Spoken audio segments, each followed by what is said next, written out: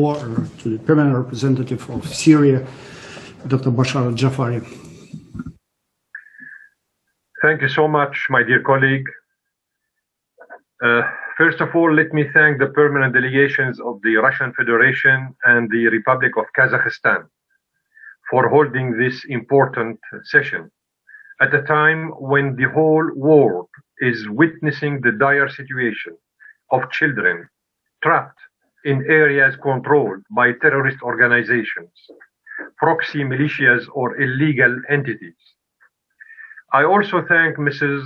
Anna Kuznetsova, Presidential Commissioner for Children's Rights of the Russian Federation, for her great efforts in this field and her engagement in serious and constructive cooperation with the government of my country, which resulted in the return of tens of children to their countries, mainly speaking Russia, Kazakhstan, Albania, and others.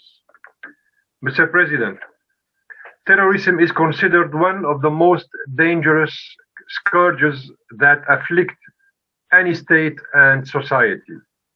And when terrorism spreads with its criminal manifestations, the primary victims of it are definitely children. This harm is evident in various manifestations. The more complex picture of this harm is also evident in the phenomenon of terrorist and illegal entities' recruitment of children and their involvement in terrorist acts and related crimes. The millennia-aged historic theater of Palmyra was a witness to this, as a number of children recruited by the terrorist organization ISIS executed 25 Syrian soldiers, filming and documenting this atrocious act and posting it later on the internet to serve its criminal agendas. Of course, unlike confiscating some presidential Twitter accounts, none of the giant social media corporations back then bothered to delete or prohibit the accounts displaying that horrific content online. Apparently, their understanding of free expression is very awkward. Furthermore, terrorist groups and the puppet separatist militias of the SDF are committing serious crimes and violations against the children of my country, Syria, including murder, maiming, kidnapping, recruitment, and the transfer of children to conflict areas in the countries of the region, burning and destroying schools and hospitals, and their militarization, obstructing and preventing the teaching process.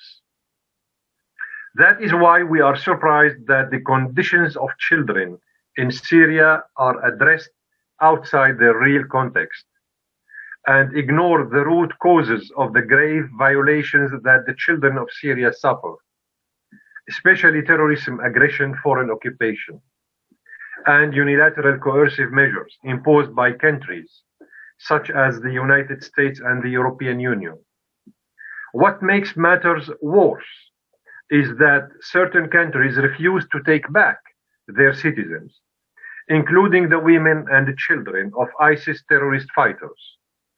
Rather, those countries have gone even further by endeavoring to revoke their nationalities and passports if they dare think of returning to their countries of origin.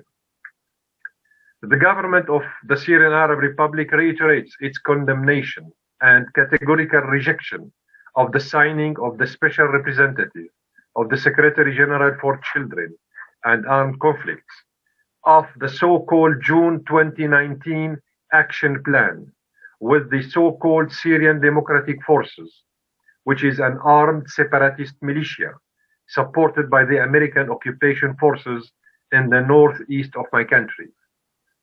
This step by which the Special Representative of the Secretary General is trying to legitimize this armed separatist militia is a flagrant violation of the principles of the United Nations Charter and the Security Council relevant resolutions, which all affirm the strong commitment to the sovereignty, unity, and territorial integrity of the Syrian Arab Republic.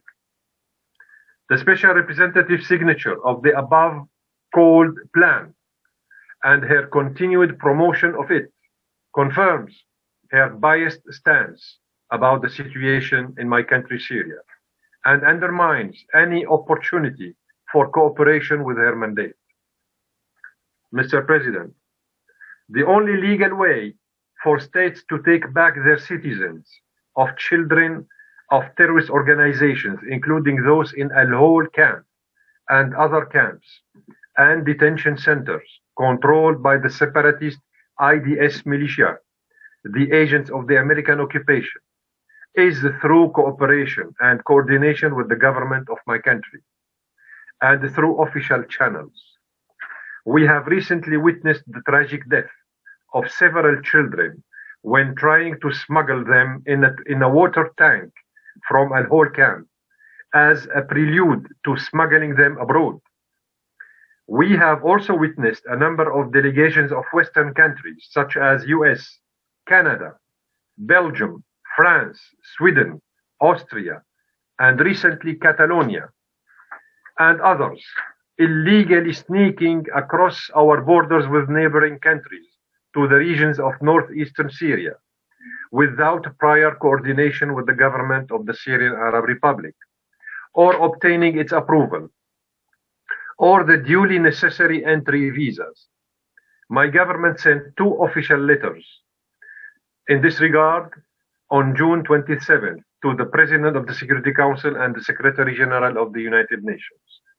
This behavior harms children detained by these entities and separates them from their families, as was the case for Belgium, whose government has explicitly announced its desire to take back the Belgian children of ISIS terrorists without their mothers. Of course, let us not forget here how Syrian children trapped in areas under control of terrorist groups have been brutalized by using them in organ trafficking and forced early marriages.